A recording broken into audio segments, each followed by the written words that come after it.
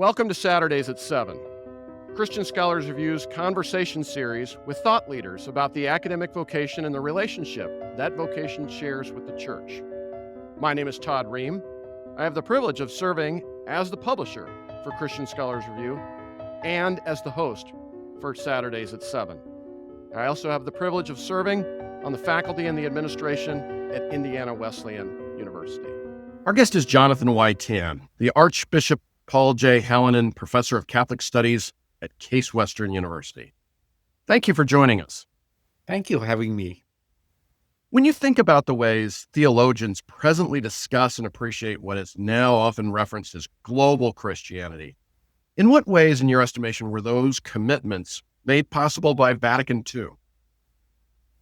Well, I think Vatican II, as Karl Rahner, the Jesuit theologian, said, transformed the Catholic Church from a Eurocentric church to a global or world church, because for the very first time, from at least within the Catholic world, we had Catholic bishops, archbishops from all across the world, from Africa, from Asia, ethnic Africans, ethnic Asians attending.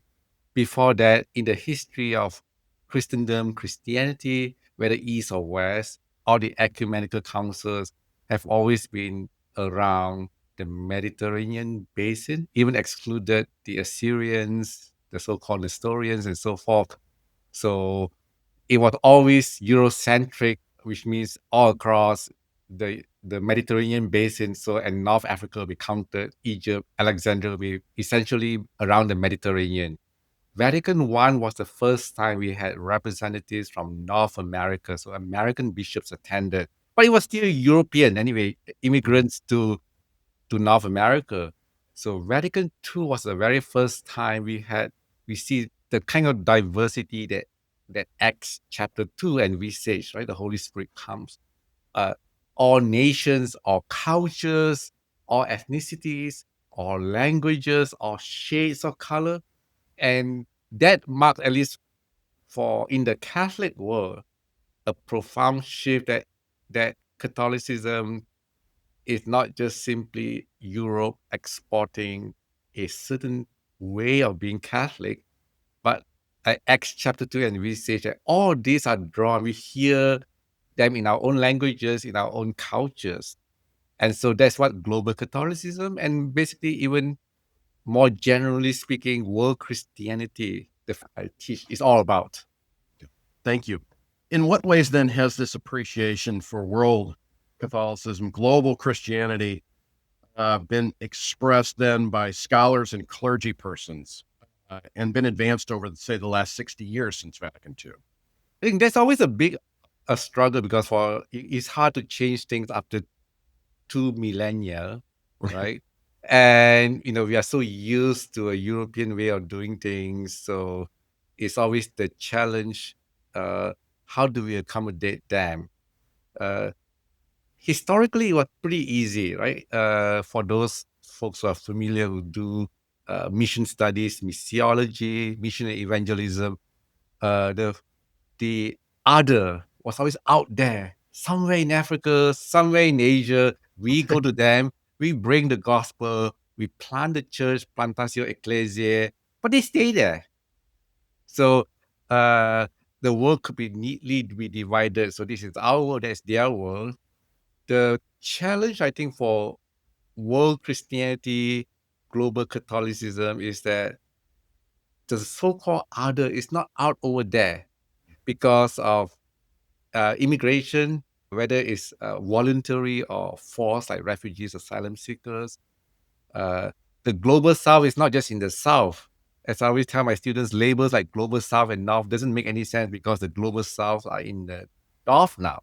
And I think that's causing a lot of challenge, because what do we do when the diversity is not out there, but now in our congregations? How do we welcome them? How do we accommodate them? How does our way of doing theology and pastoral ministry have to change? And I think that's what I hope to advance in my own research, scholarship, and teaching. So the challenges is less academic, because world Christianity or global Catholicism is not just a phenomenon we study as academia. For the pastors and pastoral ministers like myself, it is a reality that if you go to church on a Sunday, we have Haitians, we have Nigerians, we have Guatemalans who come and worship. So just a practical example, can we just sing in European hymns? What about Spanish hymns? What about, Zulu, African? So I think one of the things we realize, how do we welcome them? How do we incorporate them? How do we make them feel that they are part of church, not just as targets of evangelism, but as participants who can contribute? When I teach my own classes at Case, I say there's not much difference from, say, in the early church, the Jewish versus the Hellenist followers of Jesus Christ. How do we reconcile? Uh, can you be a Gentile and follow Jesus? Can you be an African or Asian and follow Jesus and not sing European hymns? So that part helping parishes and congregations, not in the academic theoretical arguments, but in practical things. What songs shall we sing? Yeah. What languages shall we use? Do we celebrate things like Dia de Muertos, for example, or Simbang Gabi, or at least for the Catholic examples, or Our Lady of Guadalupe, and so on and so forth. Thank you. This realization and awareness that you're talking about that has come since Vatican II there, and the ways that the church has grown, in what ways then is it most apt for scholars and perhaps also clergy persons to speak of the whole, the global universal church? And then in what points in time and in what ways is it most apt to speak of the particular groups that also comprise the church? So how do we, acknowledge the particular groups that are part of it, but also understand too that all those groups together recognize the body of Christ? That's right. I think that is where I think the genius of Vatican II. For its critics, I think Vatican II challenges the hegemony of a kind of Eurocentric church, where this is the way of doing things. Vatican II, especially in Gaudium Spes, the pastoral constitution of the church in the modern world, part of modern, and it talks about the role of culture and the different contributions of the world. And there's also a way of saying that there are other ways to follow Jesus, to be a Christian, to be a Catholic.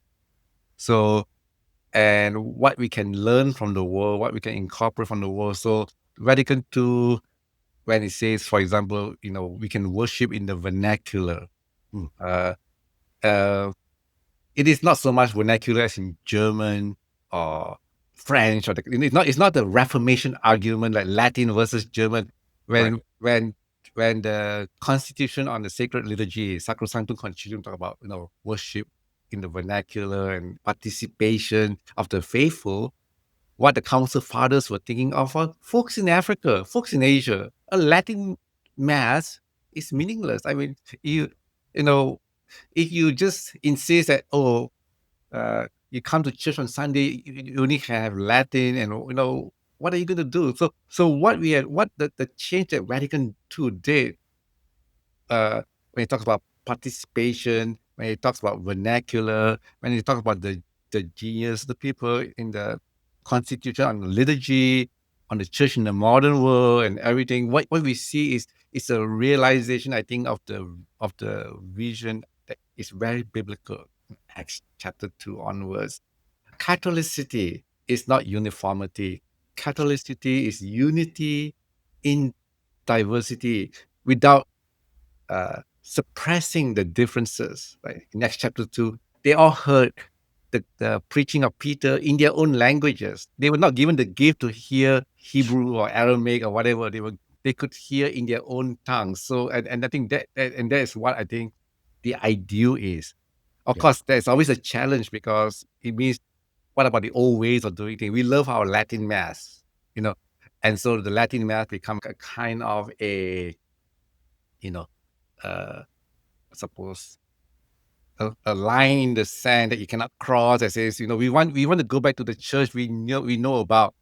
But at the same time, if you truly talk about evangelizing, bringing the gospel, the Great Commission, Matthew 28, when you go out into the world, what do we mean when you bring all these people? Are they supposed to learn Latin and be mini Europeans, or are they supposed to be followers of Jesus Christ as Africans, as Asians?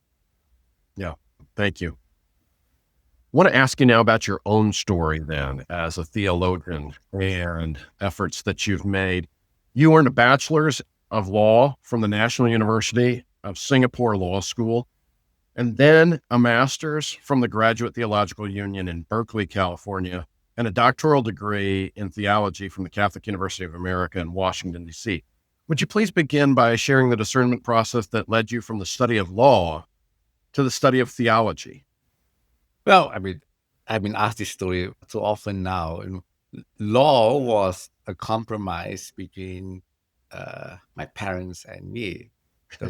Originally, I wanted to study theology, and my parents say, "What can you do with a theology degree?" Like most Asian parents, I'm ethnic Chinese in the Confucian household. You can, the commandment to honor thy father and thy mother is not just simply honor, but in the Confucian filial piety in the Chinese household, it means you literally, if they say this is this. So the compromise that I work out with my parents was very simple. Law. They wanted a practical degree, like most. If you have Asian kids on campus, Asian parents, doctors, lawyers, engineers, so one of those. So okay. So I studied law. I practiced for 4 years. And if I still wanted to pursue what I wanted to do, I was free to do. But at least I have that safety net, because they were always worried, what can you do with a PhD in theology? There are all these unemployed PhDs. But I always tell folks I have no regret. And sometimes I think the Lord draws in crooked lines. And I've come to see my law studies as actually laying the foundation for being a better theologian. It was in law school that I learned how to do research, how to write, how to reason, how to argue, the kind of logical stuff because I think law is the best. There was a reason why law was in the medieval universities is a humanities degree. And I came to appreciate that the wisdom of the Lord, through my parents, to making me to study law first, to allow me to have that foundation. Thank you. At what point did you discern then that the study and the calling you were to follow was to lead you from Singapore and from Malaysia to the United States then? Well, there was no graduate programs in Singapore. So if I wanted to do it was between going to UK or going to the US. And I think ultimately the scholarship decided. So, you go where there's money. Yeah. Yeah, there's no reason to go into debt. Yeah. For grad school. So it was so practical, but I have no regret. So going to Berkeley and Washington, D.C. just gave me two very contrasting perspectives of doing theology, being exposed to the best professors on either coast. And I think that molded my way of thinking. Thank you. You grew up in Malaysia. And in what ways, if any, did that experience impact how you approach the study of theology, understand the commitments of the church? That's a great question. My original reason for studying theology was not systematics or what, but because I grew up, in church music, first as a chorister in children's choir, and then moving to become the organist in church. And all through, I went to boarding school in Singapore. I played the organ at chapel. I was at a music scholarship for boarding school. So in return for playing the organ for chapel services, I had eventually a full ride scholarship. And of course, I put my way through college by playing the organ in Singapore and also in the US. It was a a much easier way of, you kill two birds with one stone. Instead of, you go to church, and also you're doing something that you have to go to church anyway, and you get paid for it, for doing something you like, as opposed to, say, waiting on tables. The one thing about me was going to church, being exposed to worship, got me very interested in why do we worship in this way, what these prayers or these rituals or this liturgy. So my original interest for going to grad school was to study liturgy, liturgics or liturgical studies. So my master's is, strictly speaking, in liturgical studies, because with church history and everything thrown into it, Greek and Latin. But so my master's was in liturgical studies, and while doing that, originally I entered by just thinking of historical liturgy, the usual stuff. But then through professors like Mary McGann at the Franciscan School and Graduate Theological Union, I became very interested in areas of liturgy and culture, enculturation, the different ways of, and this is not just a modern issue, because liturgy and culture also happened centuries when it moved from Greek to Latin, and the different hymnody and stuff that emerged even through medieval Europe, because it wasn't a static. So that got me very interested in liturgy and culture. My doctoral work was, I continued that, liturgy and culture, but then I became, again, we exposed to more professors. That's why I say I have no regret going either way. Folks like Peter Fan. Then I became more interested in the question of theology and culture, ecclesiology and culture, mission and culture, because you know how you plant a seed and the seed grows and it becomes a tree, and then you realize from just one thing, going to church on Sunday and asking a simple question, why do we worship this way? And that generated all this interest.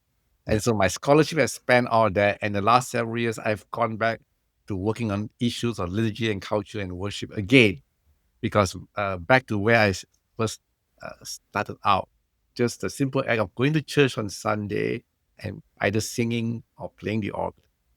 Yeah. Thank you. Thank you very much. You mentioned mentors, that came along the way, in Berkeley and in Washington, D.C. Authors then who have also come to prove formative to your sense of calling as a theologian that you've read and perhaps returned to on numerous occasions over the years.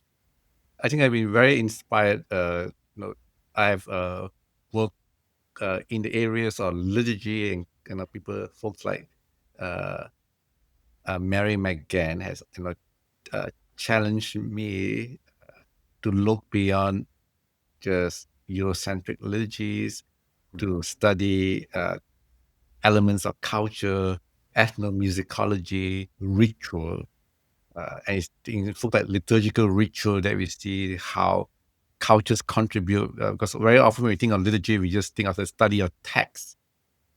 Yeah, and it's like Bible. It's not just exegeting to the text of the Bible or the text of the prayers, but to see the entire context, the sociological, cultural, ethnic. So Mary McGann for liturgy, David Powell at Catholic University, systematics, sacramental theology. In terms of church, to broaden myself beyond just a Eurocentric church, Vatican II, and global Catholicism, world Christianity, was Joe Comanchak, the ecclesiologist at Catholic University. I think his work on ecclesiology influenced a lot of my own work in ecclesiology.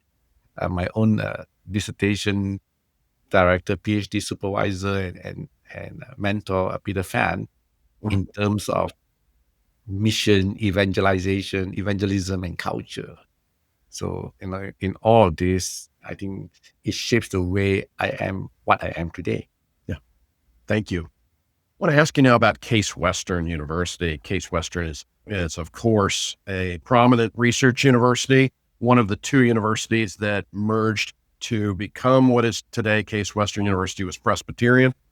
But most, sociologists and educational scholars might reference Case Western as non-sectarian, or perhaps even as a secular research university. Would you describe the discernment process that led you then to serve on the faculty at Case Western and do the work that you do there? Well, very interesting because I applied the case because there was an endowed chair in Catholic studies. It is actually the oldest Catholic studies chair. It was endowed in the early 70s, late 60s. Fundraising was done immediately after Vatican II. And Yep. the Archbishop Hallinan was, at that time, he was an alum. He did his PhD at Case Western, at Western Reserve then, the old Yeah. Western Reserve, which was a Christian, as you say, Christian Presbyterian university with chapel services, with a fabulous theology library, all that kind of stuff, before the merger. He became Archbishop of Atlanta. He was at Vatican II. He was one of the key bishops involved in the drafting of the Constitution on the Sacred Liturgy, Sacrosanctum Concilium. He was one of those who was pushing for things like vernacular and participation. So I feel that it's a good plan that my interests matched the name chair interest. So a group of Catholics in Greater Cleveland decided to endow a chair in Catholic studies in the late 60s. It was fully funded by the early 70s. It's the oldest Catholic studies chair in North America, US Wow. and Canada. Yeah. All the other Catholic studies chairs in the various universities, Harvard or Chicago, those were much later in the last 20, 30 years. So at the time I was in Australia, I wanted to come back to the United States. So I applied to many different positions, and I think there was this Catholic studies chair, and I applied saying, without giving much thought to it. But for some reason, I think sometimes, because I always see my own calling as a theologian, not as a career. I think one of the things that I hope your audience realizes, for me, it's a vocation. Yeah. It's as much as a vocation to be a pastor, to be a priest, to be a clergy.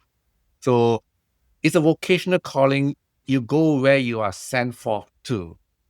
I take that mandate very seriously in scripture. So if the Lord wants me to go to Australia, again, no regrets. I go to law school.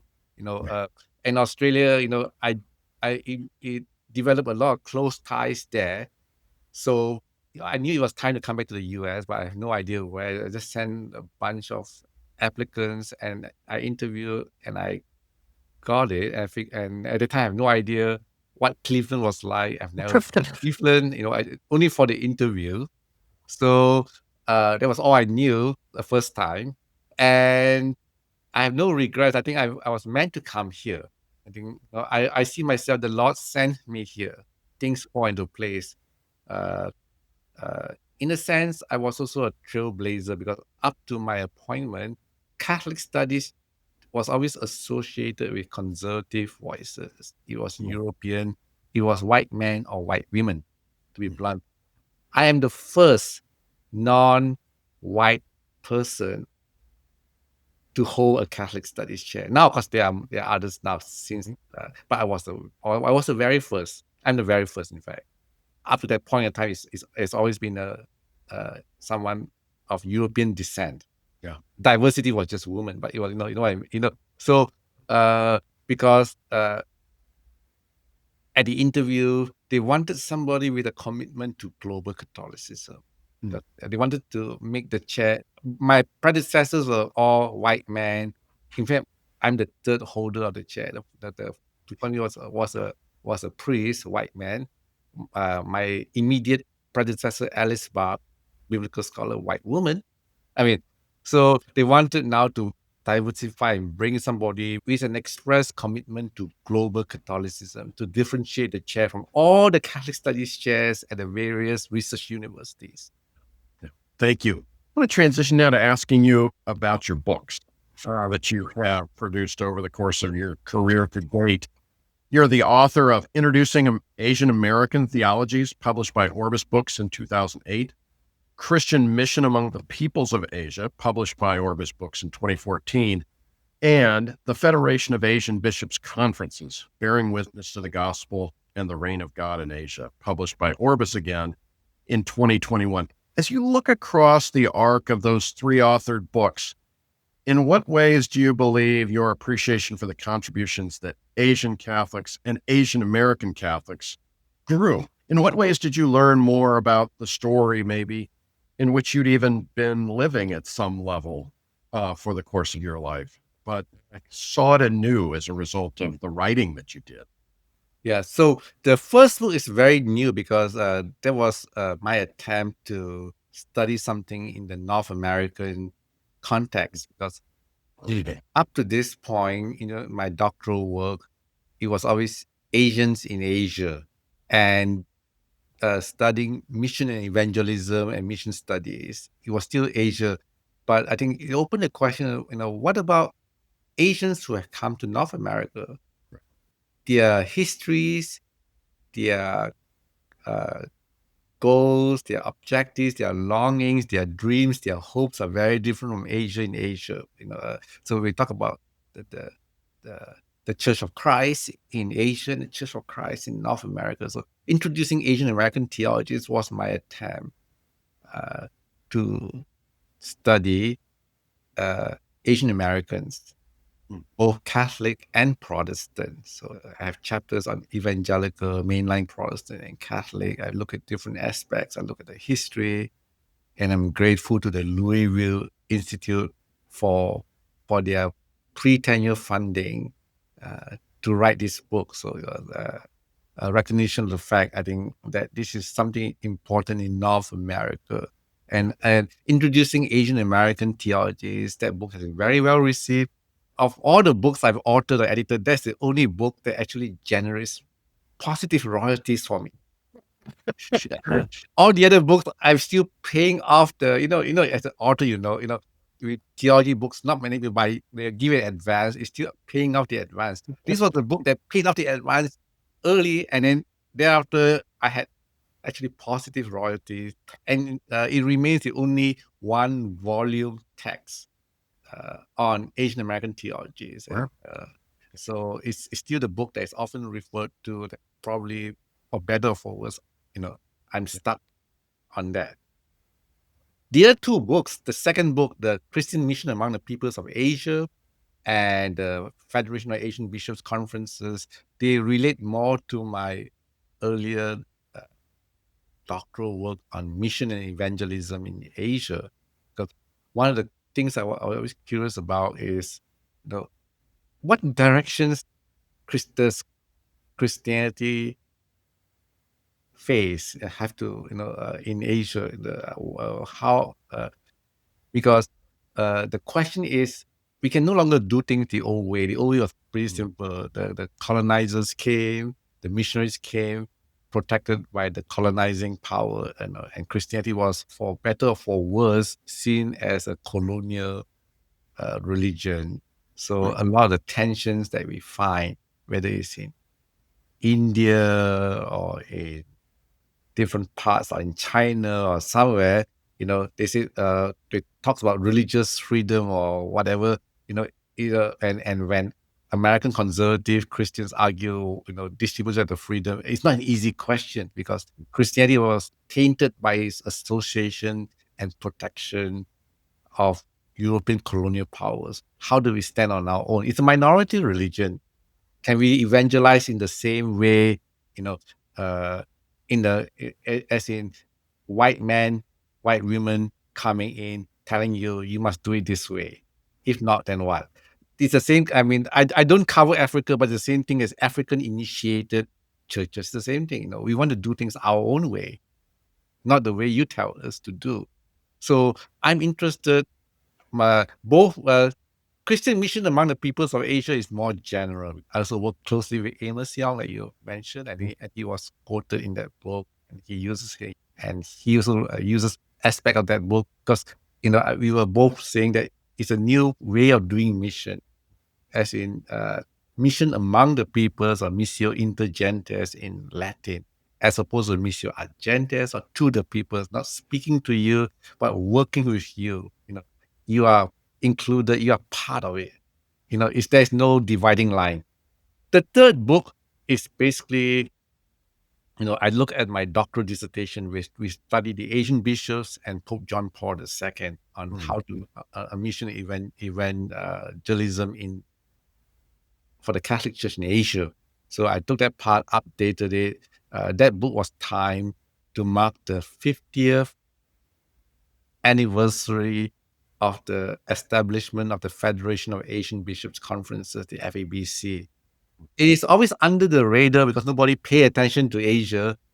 We know about Ceylon in South America, Latin America. Ceylon, the Latin American bishops that gave things like Medellin, Puebla, and all liberation theology, Aparacida, indigenous. So they are very active because it's the same continent and because there are lots of Latin Americans in the U.S. So one of the legacy of Vatican II is we have all these federation or conferences. It's a form of synodality, an early experiment. So Africa has theirs, Europe has theirs, and South America has theirs. North America, for some reason, they never did. Their own way of doing things, very conservative. Asia was FABC. The FABC was established in 1972 when Pope Paul VI visited Asia for the first time in 1970. So that was the first papal visit ever to Asia. It's so set in motion. The Asian bishops who met, 180 Asian bishops who met the Pope, decided that we should do something like the Latin Americans have done in Ceylon, because Ceylon, that was maybe a few years back, like 68, Medellin, and came out of liberation. So they wanted to do something. So with the Vatican's approval in 1972, the FABC was formed. Because 50 years later was 2022. If you look at the publication date, the book was timed to mark the 50th anniversary of the FABC. So it remains a one-volume, just like the first book was studying Asian Americans, this book is the one-volume study of the FABC, 50 years of its existence. Yeah.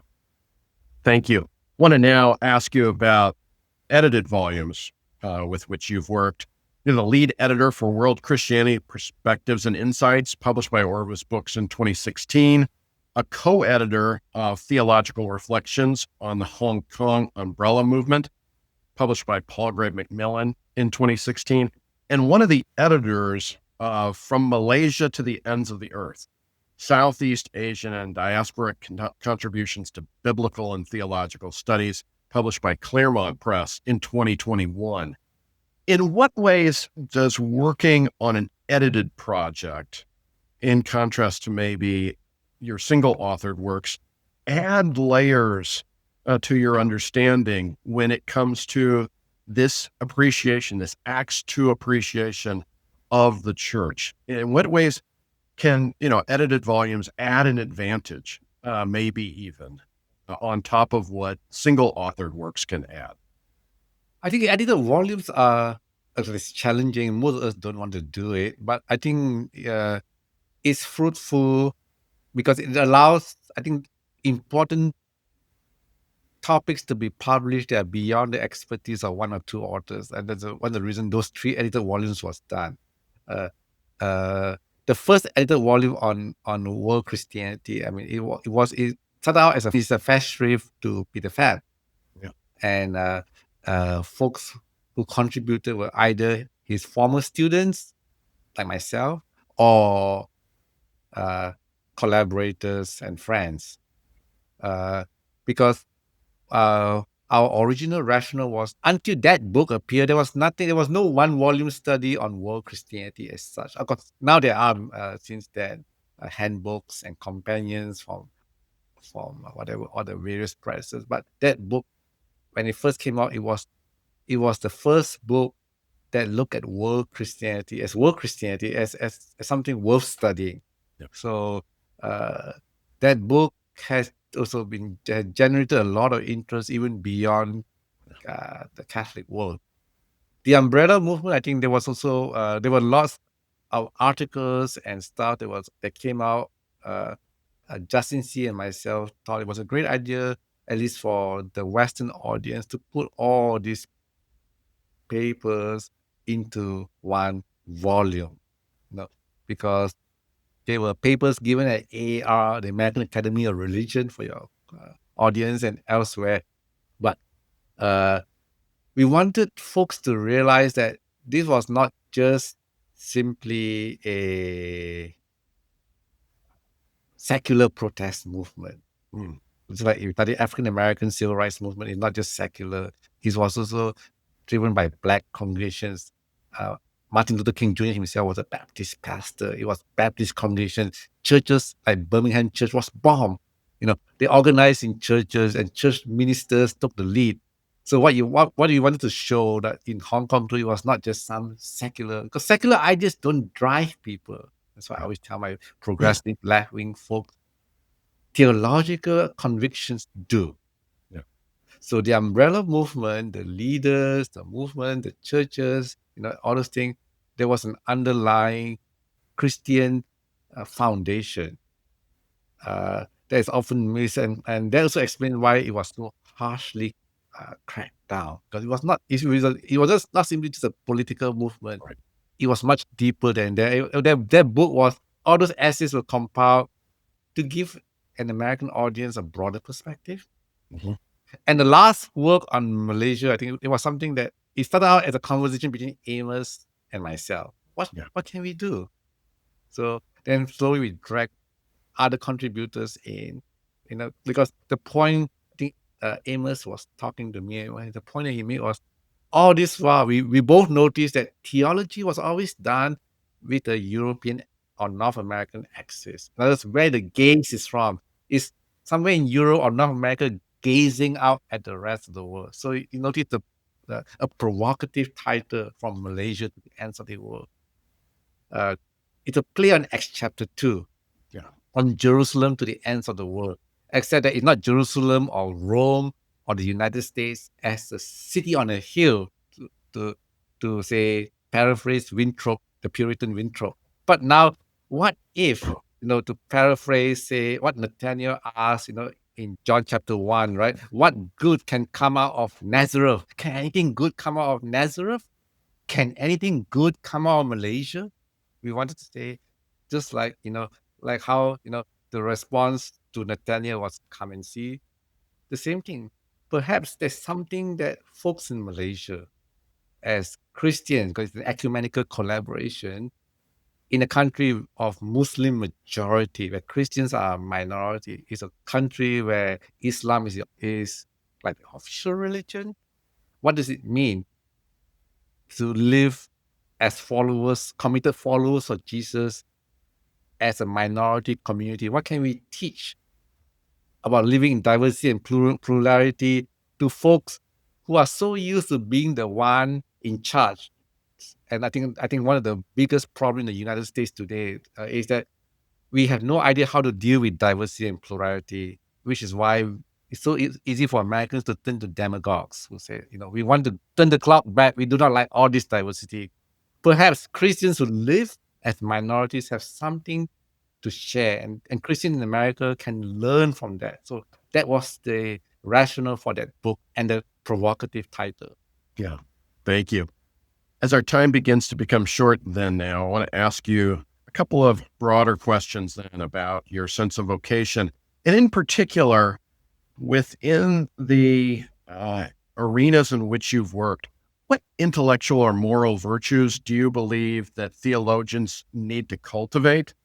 But then also, what theological virtues perhaps do you believe they need to pray to receive? I'm one of those folks who believe that theology is not just an academic discipline or career.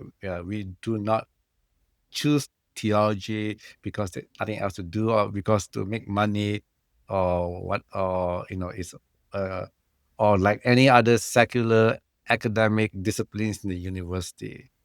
In this sense, I stand committed, as a Christian, as a Catholic, that the vocation of a theologian is just as important as a vocation of a pastor or priest. Right? In medieval Europe, the theologian, the teaching office of the theologian was just as important as the teaching office of the bishop. And of course, in the Catholic Church, there always have been that tension. But the medieval ideal, Thomas Aquinas, Bonaventure, and all others, that they were theologians, that they were called to it. It was a calling. It's not something that you want to do but it was not something that you do for your own advancement, but for the greater glory of church, something that we are called to, that the vocation of a theologian is to help the followers of Jesus, whatever the church they may belong to, make sense of the reality of the here and now. In that sense, my ideal, my hero is someone like St. Paul, because what Paul did, he was called Damascus. He didn't choose to be a theologian. So I did not choose. God called me to be a theologian, just as God called Paul. St. Paul, on the road to Damascus, he changed. He went to Arabia. He had struggles. He had to fight with folks in Jerusalem. He had to figure out, he tried preaching to Jews, but then he realized that God did not want him to preach to Jews, but to Gentiles. So it's the same thing. We are called, we are sent. We have to make sense, like in the letter to the Romans and all that kind of stuff. Just as Paul, as a theologian, was called to unpack what does the gospel mean? What new theological insights that we can develop beyond just a narrow Jewish-centric world. So I'm inspired by Paul to ask the same question. How can, just as Paul was called to move beyond a Jewish, Hebrew, Jewish-centric way of being a follower of Jesus Christ, and because of Paul, you and I are here talking today, not as Jews, Jewish followers, but as Gentile followers. But then to bring the question further beyond, and Gentile is not just in the Mediterranean, Gentile, Gentes, right? The Goyim in Hebrew, of the world, Africa, Asia. So how can I help the church understand this at the heart of it? So that is my own vocational calling, and that's what I do. Yeah. And of course, for me, the one last point that I made, and this I disagree with many of my colleagues who say we can be a theologian without having an express faith commitment. I say no. No, you have to have a faith, a church commitment. So for me, theology, vocation, and faith are integral. You cannot be a theologian and an agnostic, just like you cannot be a pastor and agnostic. Notwithstanding what Christianity today say, that there are some pastors who are agnostics and don't believe. If you do not believe, you can never respond to the vocation. And for me, what I do as a theologian comes about because I'm first rooted in a faith tradition, the Catholic Church. I may not always agree. I may have challenges, like everybody you can ask, but there's a sense of loyalty and commitment and fidelity that inspires, because we are not called to be a follower of Jesus outside of the church, but we are called to be a follower of Jesus within the church. And the same thing with a theologian within the church. Theologians are not just called to rubber stamp, but theologians will act as a conscience to push, to ask difficult questions, whether it was Augustine, whether it was Aquinas, the reason why we have what, or whether it was St. Paul himself. If we did not ask all those questions, we will still be following Jesus as Jews. So my job, inspired by Paul, is to ask these questions and to follow what God is leading us as theologians in our vocational calling, to bring God's kingdom here, to build a church here, the message of Jesus Christ, to transform the world, to be the light of the world, to be salt, to be leaven that leavens. This is for our last question then today. But as we lean toward and grow in our appreciation of this Acts 2 understanding of the church, in what ways can theologians then be of greater service to the church? But perhaps in what ways can the church be of greater service to theologians? Well, I think it works both ways too. I think for the longest time, there's always been a kind of, and this is true both among evangelicals and Catholics, that there's always a suspicion of theologians because we ask difficult questions. And I think, I'm sure even in the St. Paul's days, the folks, Peter, James, and others in Jerusalem will probably say, well, who the hell is Paul asking all this? He bring out all these issues. Wouldn't it be easier they just become Jews? Why go through all this uh, esoteric reasoning in Romans to try to explain that? But I hope the church at large, whether it's the Christians in the pews, realize that we as theologians, we are not the reason why we sometimes shake up things and in people in our complacency is we cannot take the faith for granted. It would have been very easy to just silo that, okay, this is Jewish, that is Gentiles. But if the Jews and Gentiles were to form one church as well, the Galatians fight would be if Africans and Asians and Europeans were to worship together in the same congregation, which the fight today is, the church also have to also listen to theologians, to test our ideas. As what Jesus said, by the fruits you will know them. A good tree does not bear bad fruit.